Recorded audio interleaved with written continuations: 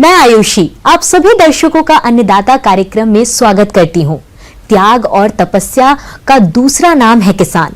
कृषि ही उसकी भक्ति है और कृषि ही उसकी शक्ति है। कृषि ही उसकी निद्रा है और कृषि ही उसका जागरण है।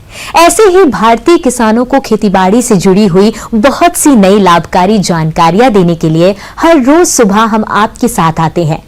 तो चलिए कार्यक्रम शुरू करने से पहले देखते हैं क्या है आज के अन्नदाता में।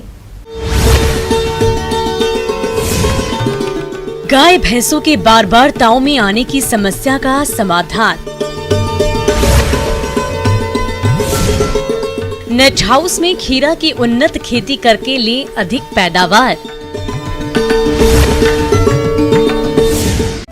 हमारे राज्य के अधिकतर किसान भाई कृषि के साथ साथ पशुओं का पालन करते हैं और उनसे वो अच्छा लाभ भी प्राप्त करते हैं, लेकिन आमतौर पर गाय भैंसों के बार बार गर्मी में आने की समस्या देखने में आती है। तो यह समस्या पशुओं में क्यों आती है और इसका क्या समाधान है, इस बारे में बता रहे हैं बिरसा कृषि विश्वविद्यालय कांके रांची के पशु वैज्ञानिक डॉक्टर प्रवीण कुमार।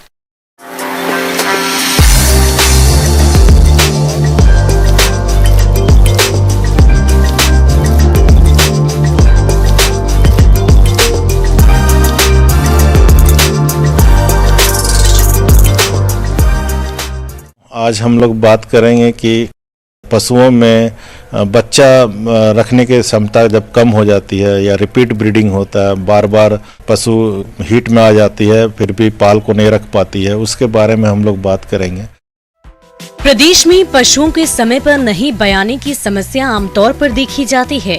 पशुपालक भाइयों, आपके पशु समय पर ही नहीं ब्याएंगे तो आपके द्वारा की गई सारी मेहनत बेकार चली जाएगी। तो सबसे पहले जानते हैं डेयरी पशुओं में गर्भधारण न करने और बार बार ताव में आने के कारणों के बारे में, जो इस प्रकार से हैं।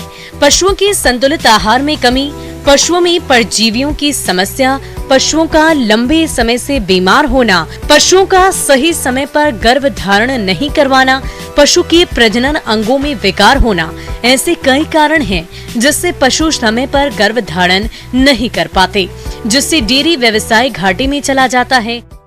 तो सबसे पहले है कि उसके शरीर का उचित आहार मिलना चाहिए जिससे कि वो शरीर उसका बना रहे। उचित आहार में हम लोग चाहते हैं कि 3 केजी तक उसको मेंटेनेंस राशन मिलना चाहिए। मेंटेनेंस के लिए दाना मिलना चाहिए। दाना में मकई का दर्रा, बादाम की खल्ली और चोकर रहता है। तो ये तीनों को मिलाकर हम लोग 3 केजी तक उसको मेंटेनेंस के लिए देते हैं और दूध के उत्पादन के अनुसार उसका दाना को बढ़ाया जाता है। तो इस तरह से अगर हमको सूखी हुई गाय जो अभी दूध नहीं दे रही है और जिसमें ये समस्या बार बार आती है, उसको हम लोग को दाना, संतुलित दाना देना जरूरी होता है। लेकिन इसके साथ साथ में हम लोग को ये देखना पड़ता है कि ये पाल क्यों नहीं रख रही है। तो उसमें होता है कि कीड़े की दवाई हम लोग कब दिए हैं। तो कीड़े की दवाई को जो है हम लोग रेगुलर प्रैक्टिस में हर 3 महीने में एक बार जरूर कीड़े की दवा, अंतःकृमि की दवा जो है डॉक्टरी सलाह पे जरूर देनी चाहिए। और अगर बार बार पाल नहीं रख रहा है तो उसके लिए सबसे पहले कीड़े की दवाई देनी चाहिए और 15 दिन में फिर उसका रिपीट करना चाहिए। तो जो अगर पशुओं के शरीर में जो कृमि होंगे वो बाहर निकल जाएंगे और उनके इम्यूनिटी उनके डेवलप करेगी। दूसरा होता है विटामिन ए की कमी के कारण भी जो प्रजनन जो ऑर्गन्स हैं वो थोड़े से कमज़ोर हो जाते हैं। तो हम लोग जो है विटामिन ए का इंजेक्शन है जो बाज़ार में उपलब्ध है रोवेच के नाम से, उसको हम लोग अल्टरनेट एक दिन छोड़कर एक दिन हम लोग उसको सुई देते हैं, 5 सुई देते हैं। तो जिससे अगर विटामिन ए की कमी के कारण अगर उसमें आ रहा है तो उसकी पूर्ति को हम कर सकते हैं। तीसरा है हम लोग मिनरल मिक्सचर देते हैं। मिनरल मिक्सचर कोई भी बढ़िया कंपनी के मिनरल मिक्सचर को 50 ग्राम जो हमने दाना बताया उस दाने के साथ मिलाकर 25 ग्राम सुबह और 25 ग्राम शाम को अगर हम लोग देंगे तो इसके संतुलित आहार आ जाएगी। जो उसमें विटामिन की कमी थी उसको पूरा हो जाएगा और जो मिनरल्स हैं, खनिज तत्व हैं, जिसके कारण बहुत से हार्मोन्स रेगुलेट होते हैं और हार्मोन का बहुत बड़ा रोल होता है पाल रखने में। तो उसकी कमी को हम लोग पूरा कर लेते हैं। तो अगर ये 3 दवाइयाँ अगर सबसे पहले अगर हम लोग दें और संतुलित आहार जो हम बताए उसको अगर हम दें तो हम उसके शरीर में शक्ति पैदा कर सकते हैं और उसको पाल रखने में उसको बहुत आसानी होती है।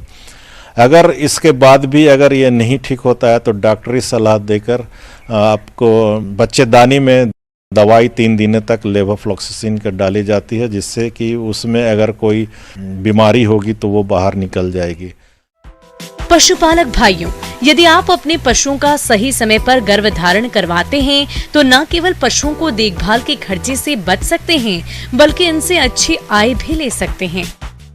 एक चीज़ और पशुपालकों को ध्यान देने की आवश्यकता होती है कि बच्चा जब बढ़िया से हो जाए तो उसका झाड़ बढ़िया अपने तरह से गिर जाना चाहिए, उसमें हाथ नहीं लगाना चाहिए या घींच घांच नहीं करनी चाहिए।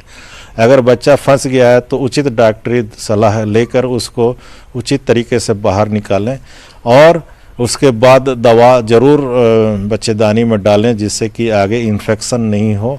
ये एक बहुत बड़ा कारण होता है जिसके इन्फेक्शन रह जाती है, बीमारी अंदर रह जाती है और जिससे बच्चा पाल मवेशी लोग नहीं रख पाते हैं।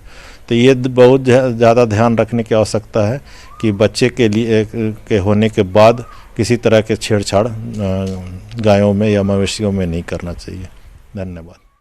ये थी कुछ उपयोगी जानकारियां। अब लेते हैं एक छोटा सा ब्रेक, जल्द लौटेंगे और जानेंगे कार्यक्रम में आगे क्या है महत्वपूर्ण जानकारियां। बने रहिए हमारे साथ।